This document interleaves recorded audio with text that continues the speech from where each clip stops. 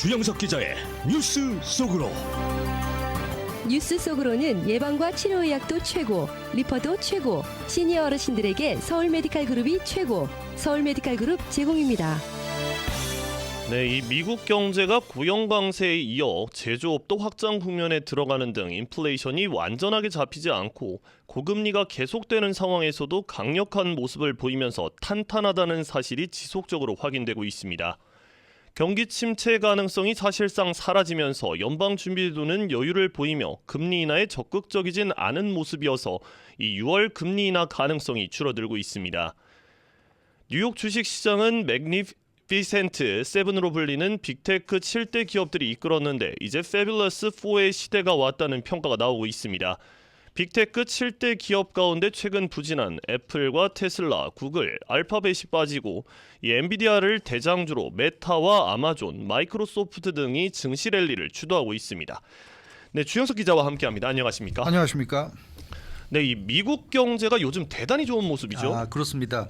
물론 뭐 우리가 피부로 느끼는 건 또 다르게 느낄 수도 있겠지만 적어도 네. 우리가 여기서 얘기하는 거는 지표상으로 얘기하는 거죠. 사실 피부로 느끼는 거는 다 주관적인 거니까 다 다를 수가 있고요. 객관적인 어떤 지표상으로 지금 말씀드린다면 대단히 좋다 이렇게 말씀드릴 수 있겠고요. 네네. 각종 경제 지표상으로 지금 확인이 되고 있습니다. 그러니까 오죽하면 미국 경제가 강해도 너무 강하다는 평가가 지금 잇따라 나오고 있는 상황이고요. 너무 강하다고요? 네.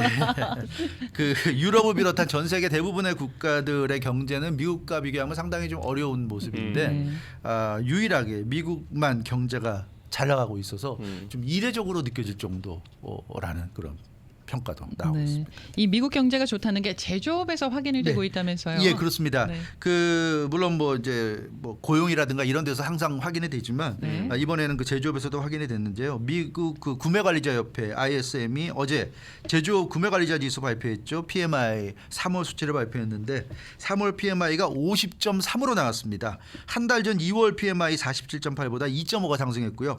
월가 전망치가 48.1이었는데 월가 전망치보다도 2.2가 더 높게 나온 거니까 굉장히 크게 상회한 아주 좋은 결과라고 할 수 있겠습니다. 아니 그러니까 이 제조업 구매 관리 지수 이 예. PMI가 이번 3월에 대단히 잘 나온 게 맞는 거죠? 맞아요. 대단히 잘 나온 겁니다. 네네. 조금 더 부연 설명이 필요한데요. 앞서 말씀드린 것처럼 그 3월 PMI가 50.3이어서 그 전달 2월 47.8보다 잘 나왔고 월가 전망치 48.1보다도 다 잘 나왔습니다. 다 네. 2 이상 잘 나왔는데 여기서 중요한 것은 물론 지난달보다 올랐다는 것보다 전망치를 상회한 게 중요하고요. 더 중요한 건 드디어 50을 넘었다는 겁니다. PMI 50을 넘는 게 굉장히 쉽지 않았어요. 그만큼 미국 경제도 그 뭐 여러 가지 악재가 많지 않았습니까? 네네. 인플레이션이라든가. 그래서 PMI가 50을 못 넘었는데 PMI가 50을 넘는다는 거는 제조업이 확장하고 있다는 그런 의미입니다.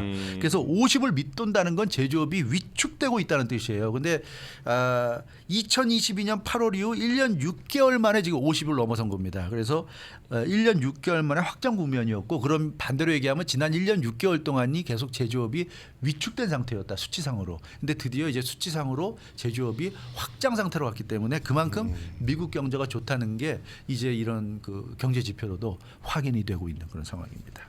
그럼 분위기는 좀 어떻습니까? 미국 경제에 대한 낙관론이 대세긴 대세인가요? 대세인 것 같아요. 네, 그렇습니다. 네. 예, 3월 PMI 발표 이후에 경제에 대한 그 낙관론이 굉장히 커졌는데요. 네. 그러니까 애틀란타 연방준비은행의 GDP Now에서 1분기 올해 1분기 국내 총생산 GDP 증가율 추정치가 상향 조정됐습니다. 원래는 2.3%였는데 네.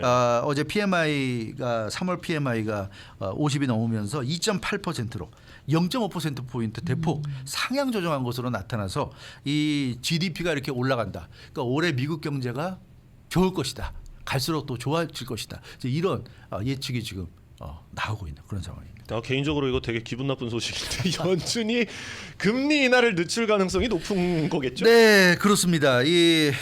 결국 지금 말씀드린 이런 소식들은 연준의 금리 인하를 멀어지게 하는 그런 요인이 될 수밖에 없습니다. 그러니까 연준이 하는 일이 뭡니까? 통화 정책을 통해서 경제 전반을 통제하는 역할을 담당합니다. 그래서 맞습니다. 금리를 인하한다는 건 결국 시중에 유동성을 공급한다는 거고요. 유동성이 공급된다는 건 결국 경기 부양입니다. 그러니까 금리 인하한다는 건 결국 경기를 부양한다는 얘기인데 경기 부양이라는 건 경기가 안 좋을 때 부양하는 거잖아요. 네. 경기가 좋은데 경기 부양을 할 이유는 없습니다. 그래서 지금처럼 경제가 강한 상황에서는 금리 인하를 할 이유가 없는 거고요. 금리 인하는 경기 침체 때나 경기 침체가 유력할 때, 경기 침체가 정말 이제 곧 시작될 것 같은 그런 때, 그럴 때 하는 것이 이제 금리 인하입니다. 그래서 지금처럼 경제가 강한 상황에서는 할 필요가 없고, 지금 금리 인하 안 해도 강한데 이렇게 경제가 잘 돌아가고 경기가 좋은데 금리 인하까지 해버리면 시중에 돈을 더 풀게 되면 그럼 돈을 더 많이 쓸 거고, 그러면 어떻게 됩니까? 수요 공급의 법칙에 따라서 수요가 늘어난다는 얘기잖아요. 그러면 결국 가격이 오르고, 가격이 그렇죠. 오른다는 건 인플레이션이 된다는 거죠. 그래서 지금 상황에서 금리 인하를 하게 되면 인플레이션이 다시 또 올라갈 가능성이 높기 때문에 연준 입장에서는 금리 인하를 서두를 필요가 없다. 따라서 당분간 관망할 수밖에 없을 것으로 이렇게 보여집니다. 제롬 파웰 연준 의장도 그 3월 29일 그 금요일 연설에서 금리 인하를 서두르지 않겠다는 뜻을 이미 나타냈잖아요. 그래서 이건 뭐 분명히 현실을 얘기한 것으로 보여지고 있고요. 정확한 시기는 물론 못 박지 않았고, 제롬 파웰 의장도 그런 얘기는 했어요. 하긴 할 거다. 금리 인하를 하긴 한다. 분명히 하는데 그러나 서두를 이유가 없다. 그렇게 지금 얘기한 거고. 그래서 원래는 6월 금리 인하설이 굉장히 유력했는데, 그랬었죠. 어제 PMI 3월 수치가 이렇게 잘 나온 걸 보면서 6월에 인하할 필요가 없겠다는 굳이? 굳이 그런 얘기가 나오고 있어요.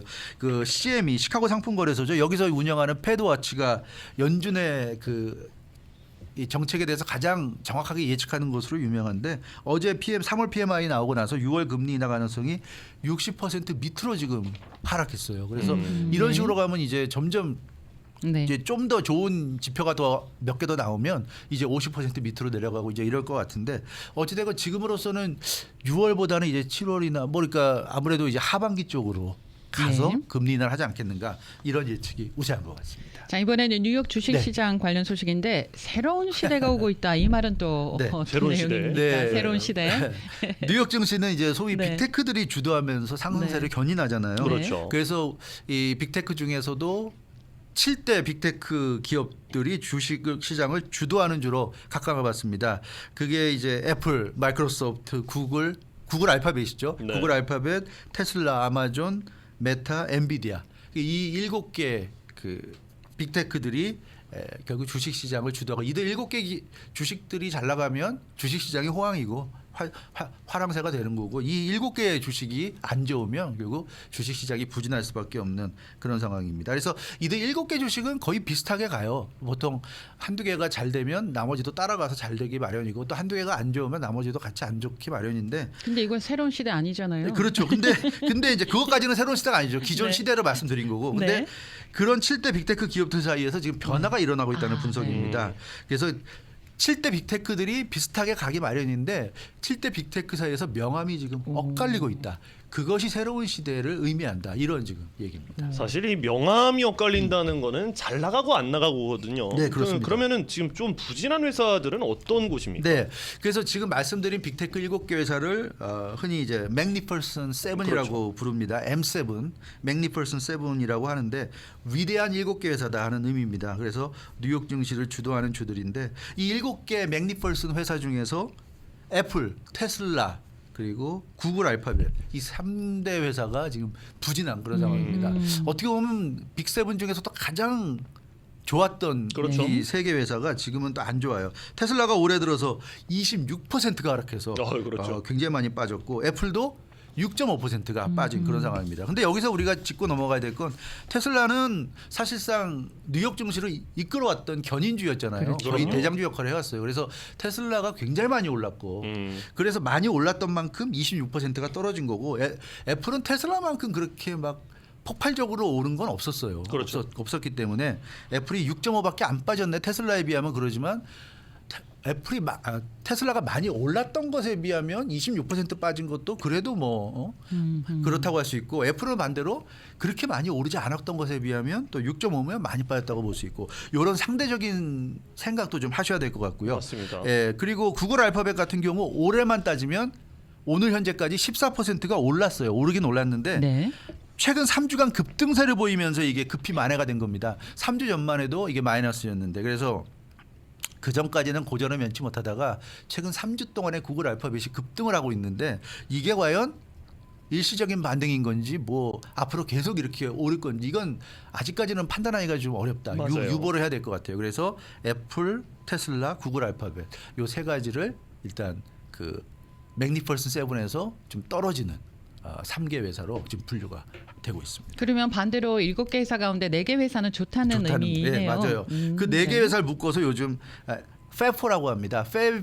페포라고 하는데 팹이라는 거는 패블러스를 네. 줄이는 거죠. 아니 무슨 그래서 어벤져스도 아니고요. 네. 네. 페포인데 패블러스 4. 그래서 이 굉장히 그 뛰어난 그 회사다 하는 얘기인데 이 M7에서 이제 페포로 불리고 있습니다. 페포가 바로 엔비디아, 메타, 아마존, 마이크로소프트 이 4개의 회사가 페포로 불립니다. 요즘은 이들 4개 주들이 7개도 아니고 4개 주들이 뉴욕 증시를 주도하고 있다. 그 중에서도 대장주는 역시 엔비디아입니다. 야. 엔비디아가 올해 들어서만 그랬죠. 87%가 급등했고 지난해까지 합치면 거의 200% 정도 아마 맞습니다. 올랐을 거예요. 그래서 엔비디아가 단연 최근에는 대장주고 그 뒤로 이제 메타 이 페이스북의 이 모회사라고 할 수 있는 메타가 41%, 페이스북, 인스타그램 등이 있죠. 그래서 메타가 한때 굉장히 어려웠는데 그래서 페이스북에서 이름까지 메타로 바꾸면서 굉장히 고전을 면치 못했는데 그 어려움을 극복하고 지금 41%까지 뛰어올랐고 아마존도 한때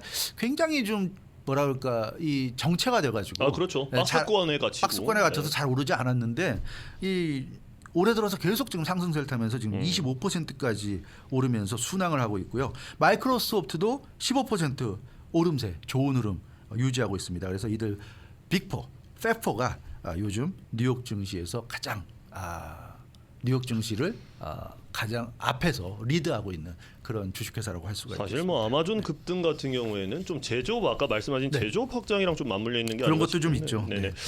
그렇다면 이 빅테크 7개 회사들 명함이 엇갈렸습니다. 네. 그러면은 가장 중요한 게 올해는 어떻게 될까? 네, 그건데 어떻게 사실 됩니까? 예측하는 게 쉽지는 않은데요. 그렇죠. 네, 월스트리트 저널이 좀 분위기를 전망해봤습니다.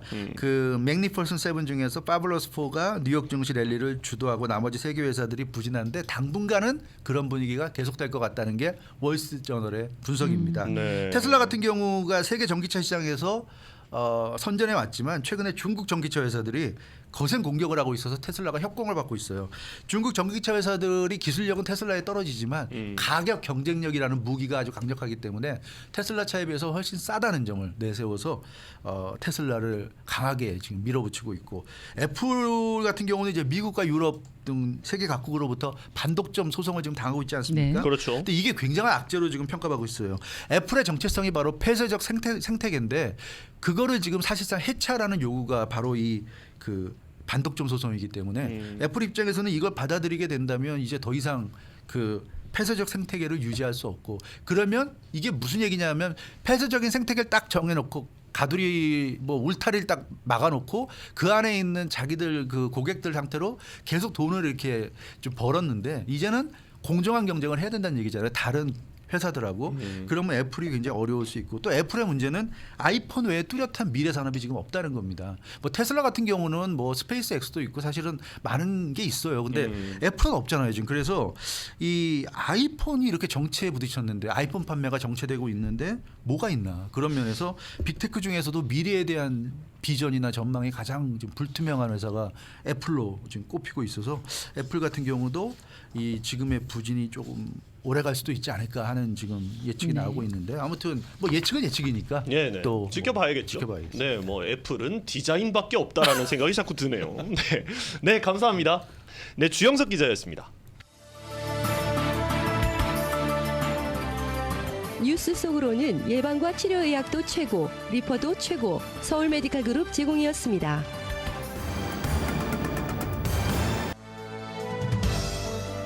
박현경 기자의 인사이드 아메리카. 네, 올해 1, 2월 LA 지역에서는 절도 사건이 크게 증가한 것으로 나타났습니다. 특히 주택 절도가 급증한 것으로 파악이 됐는데 이런 가운데 지난해 LA 한인타운은 LA에서 절도 사건이 3번째로 많이 발생한 지역으로 꼽혔습니다. 요즘 G세대들 가운데서는 대학을 진학하는 대신에 기술직을 선택하는 젊은 층이 늘고 있는 추세라는 분석이 나왔습니다. 박형영 기자. 네, 안녕하십니까. 네, 이 올해 들어 첫 2달 동안은 LA 지역 절도 관련 통계 자료가 나왔는데요. 이 상황은 더 안 좋아졌네요.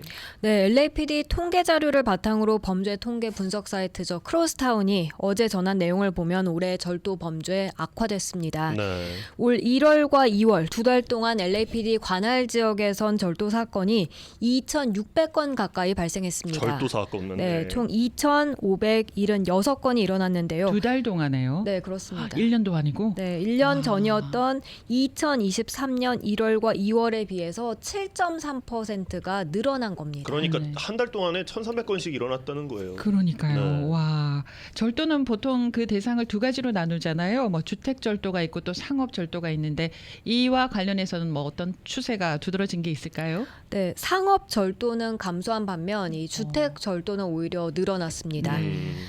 한인이죠. 이 도니믹 최 LAPD 임시국장이 지난주 화요일에 LA 경찰위원회 회의에 참석해 이같이 밝혔습니다. 네. 지난 1월과 2월 LA에서 상업 절도 사건은 1년 전보다 6.1% 줄었는데요. 네. 반면 주택 절도는 4.5%가 증가했습니다. 그리고 이 밖에 또 눈에 띄는 점은 팬데믹이 시작되기 직전이었던 2020년 1월과 2월과 비교한 수치입니다. 네. 무려 19.9%, 20% 정도나 급증한 것으로 파악됐습니다. 아니 그런데 뭐 하루 이틀도 아니고 최근 절도가 늘어났던 것은 뭐 어느 정도 예상 가능한 부분 아니었습니까? 맞습니다. 왜냐하면 원정 절도단 그리고 와이파이 제머 이런 소식이 최근 나왔었기 때문입니다.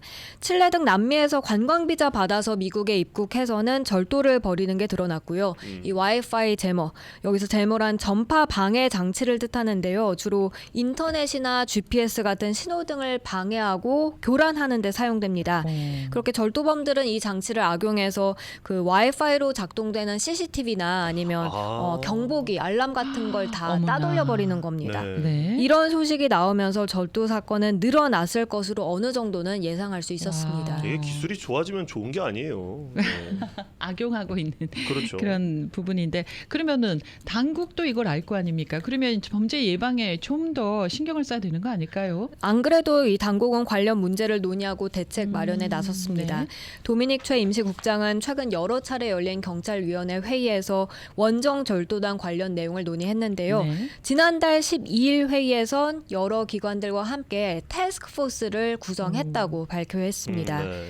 이 최 임시국장은 해외 조직화된 절도단이 미국으로 들어와서 고급 주거지를 타겟으로 절도 행각 벌이는 사건이 크게 증가하고 있다 이렇게 밝히면서요. 우리는 이러한 추세를 잘 인지하고 있고 이에 적절하게 대응하고 있다고 전했습니다. 대응하고 있다고. 네. 네. 아니 그런데 원정 절도단은 뭐 계속 있지 않았습니까? 이미 몇 년 전부터 존재하긴 했습니다. 네. 지난해 6월에도 마이클 무어 당시 LAPD 국장은 경찰위원회에 이 관광 비자로 LA 지역 특히 상류층 비싼 고급 지역에 절도 행각 벌이려 찾는 칠레인들에 대해서 언급한 적이 있었고요. 네네. 또 이건 LA에만 국한된 건 아니었는데요. 오렌지 카운티 검찰도 지난해 절도 혐의의 칠레 국민을 기소했다고 발표한 적이 있습니다.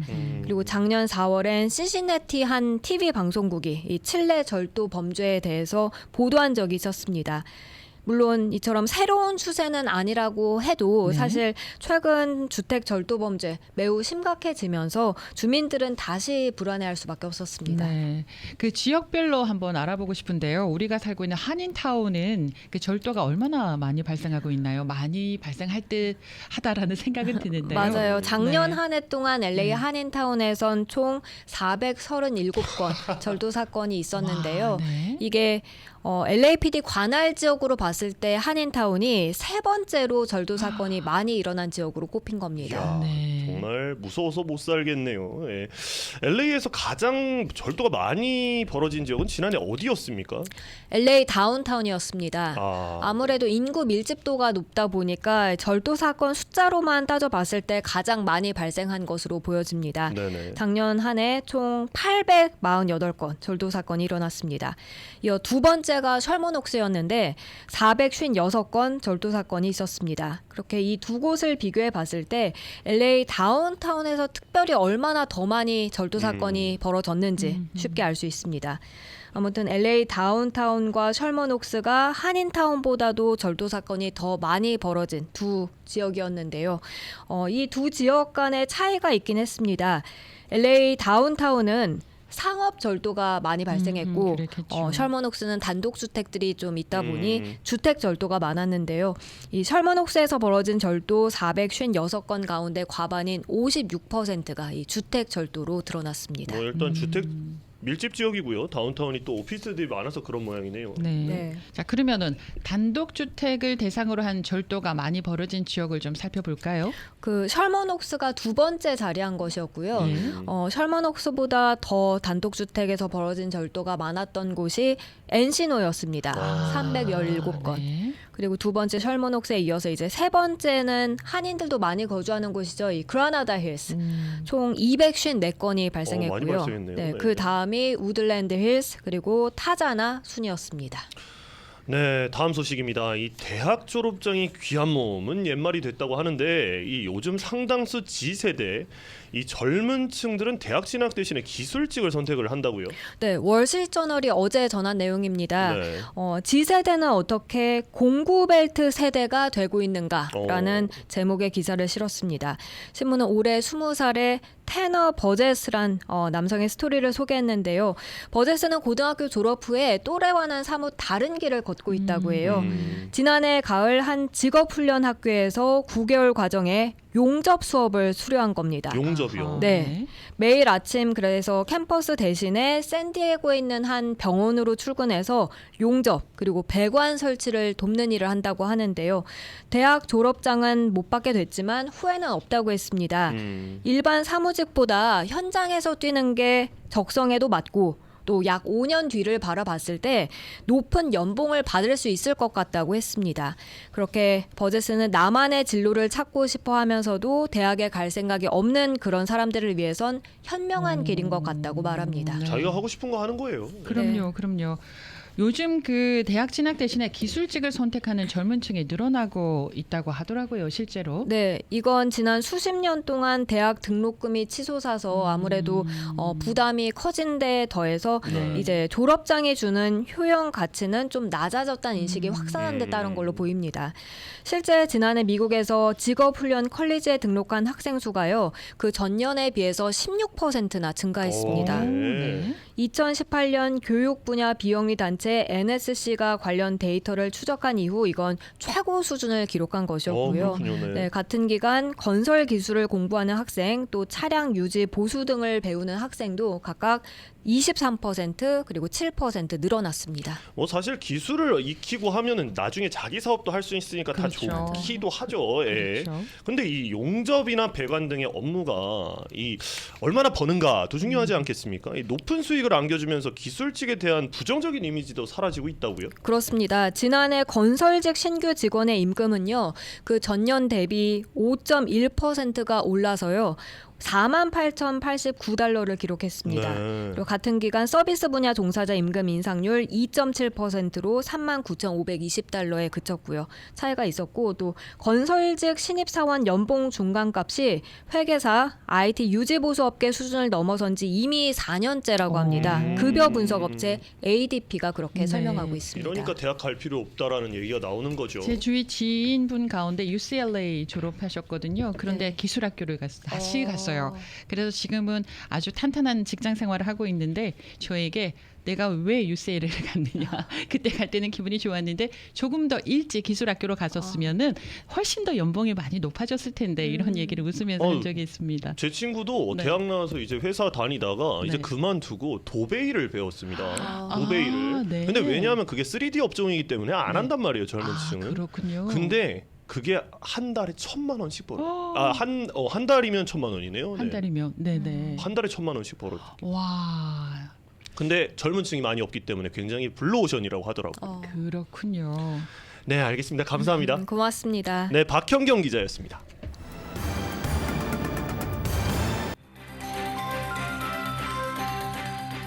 데일리 브리핑. 네, 오늘 데일리 브리핑 주찬호 노동법 전문 변호사와 함께합니다. 변호사님 안녕하십니까? 네, 안녕하세요. 네, 어제 저희 라디오 코리아에서도 전해드렸습니다만 이 패스트푸드 프랜차이즈 식당 종업원 시급이 $20 인상으로 많은 프랜차이즈 업주들이 어려움을 겪을 것으로 보인다.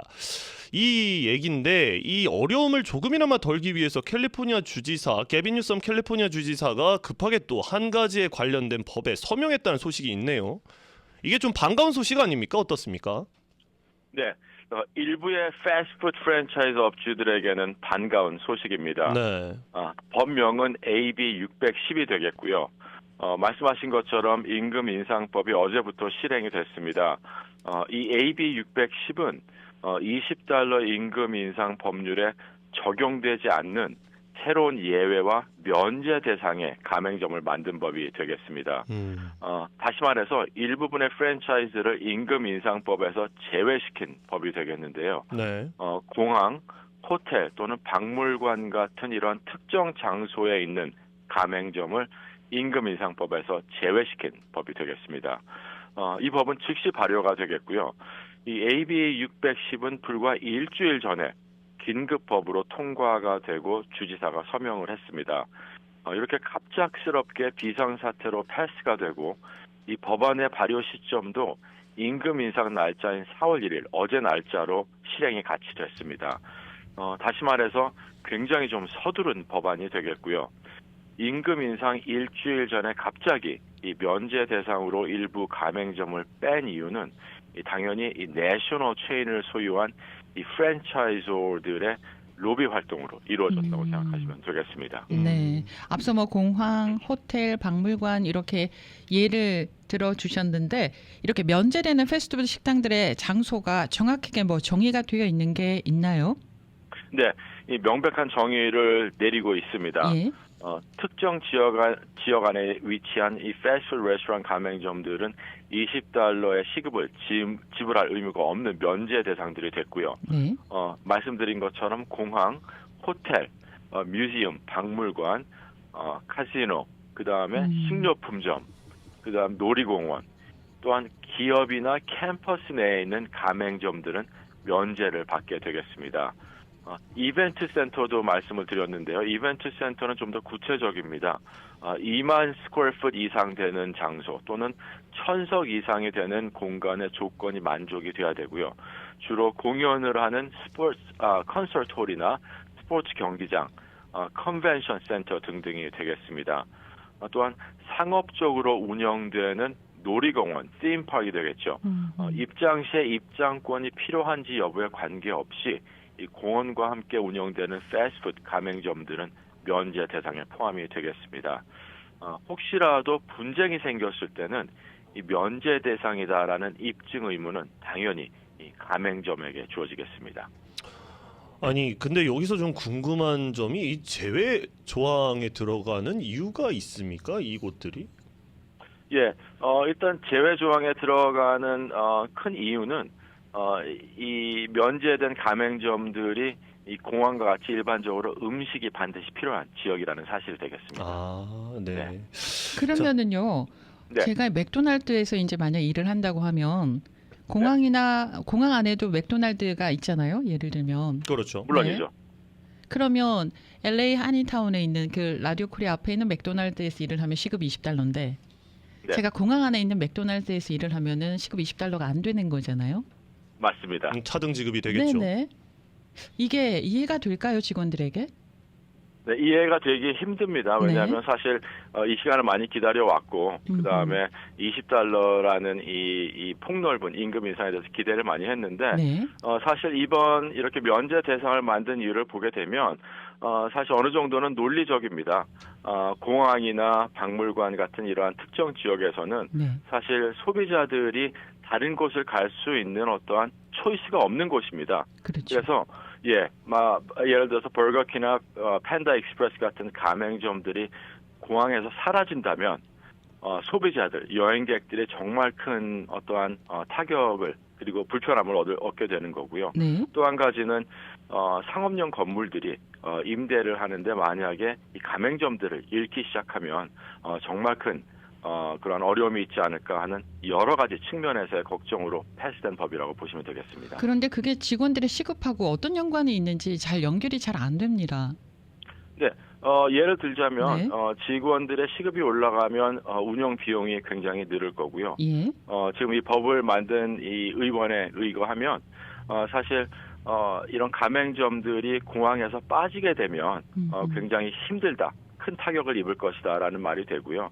사실 소비자들이 말씀드린 것처럼 어떠한 이 초이스가 없는 상황, 그러한 상황, 그리고 굉장히 렌트비가 비싼 그런 네. 상업용 건물의 고가의 매장에 들어가 있기 때문에 사실 그런 사람들에겐 특별한 이러한 exemption, 면제 대상으로 만들어줬다라고 생각하시면 되겠습니다. 사실 그리고 뭐 공항이나 놀이공원에 있는 곳들이 대부분이 프랜차이즈이기 때문에 그렇죠. 예, 그렇게 되면 이제 그 프랜차이즈를 업주들이 갑자기 야 이젠 더 이상 못하겠다 해서 다 접었을 경우에는 사실 이 공항이나 호텔 뭐 박물관 그러니까 방문객들이 끊임없이 와야 되는 곳들이 방문객들이 흥미를 잃어서 안 오지 않겠습니까? 예, 이거는 뭐 제외 조항에 들어가도 되는 부분인 것 같은데 자, 이 AB 610 이 일부분이 가맹점들을 면제시키기는 했지만 대부분의 가맹점들은 임금 인상에 준수를 해야 하겠는데요. 이 경제적인 영향이 직원과 업주에게 불가피하지 않을까 우려가 됩니다. 네, 큰 우려가 되고 있는 상황입니다. 사실 $20의 시급이 통과되는 데는 노동조합의 큰 힘을 썼습니다. 약 한 50만 명의 근로자들이 임금 인상의 법의 혜택을 받게 되는 게 사실이고요. 하지만 반대로 이 법은 또한 가맹점 폐쇄로 이어질 수도 있습니다. 저희들이 네. 방금 얘기한 것처럼. 네. 이미 어려움을 겪고 있는 가맹점들은 비용 증가로 문을 닫아야 하는 그러한 경우도 빈번할 거라고 예상이 되고요. 네. 여기서 또 다른 문제가 생깁니다. $20의 임금법에 적용을 받지 않는 full service restaurant 직원들이 되겠는데요. 자신들에게도 $20를 페이를 해달라. 그렇지 않으면 그만두겠다면서 급여 인상을 요구할 확률이 굉장히 높습니다. 그렇죠. 직원을 유지하려는 고용주는 임금 인상을 해야만 하는 상황이 거의 확실시되고 있고요. 사실 레스토랑 직원들은 뜨거운 음료나 또한 뭐 미끄러운 바닥 같은 이 위험한 환경에서 일을 하기 때문에 네. 충분한 보상이 필요하다라는 의견도 있습니다만은 정말 좀 더 두고 봐야 하는 이슈들은 이 앞으로 근로자들에 대한 혜택이 점점점 늘어날 것이라는 점이 되겠습니다. 사실 예를 들어서 이번 임금 인상과 함께 이 패스트푸드의 협의회가 만들어졌습니다. 이 가맹점 직원들이 직접 참여할 수 있는 이 협의회에서는 점점 더 나은 더 많은 근로 조건의 혜택을 요구할 것으로 예상이 되고 있고요. 그 중에는 당연히 미래의 추가 임금 인상이 포함되어 있기 때문에 사실 가맹점 오너들은 많이 걱정이 되는 부분 중에 하나라고 보고 있습니다. 사실 뭐 어제도 그 부분을 짚었습니다만 임금 인상도 다 좋고 휴가도 늘려주십시오 하는 게 다 좋은 부분이긴 합니다만 이게 노동자 입장에서 보면 좋을지 몰라도 당장은 좋을지 몰라도 이게 먼 미래를 내다봤을 때 업주가 문을 닫으면 소용이 없는 부분이지 않겠습니까? 맞습니다. 굉장히 힘든 부분 중에 하나고요. 하지만 어떻게 또 통계를 보게 되면 임금 인상이 됐어도 사실 어떠한 고용이라든지 직원들을 채용하는 통계는 줄지 않았다라는 또 반대 의견도 있기는 합니다. 이게 시간이 좀 더 지나봐야 알 듯합니다. 그리고 그 이왕이면 시간당 $20를 받을 수 있는 직장으로 가는 게 더 좋지 않겠습니까? 그렇죠. 네, 그렇게 되면 같은 프랜차이즈라 하더라도 그 직원들이 많이 몰리는 지역이 있을 거고 가지 않는 지역이 있을 거고 이런 것 때문에 배분하는데도 어려움이 있지 않을까 싶기도 하고요.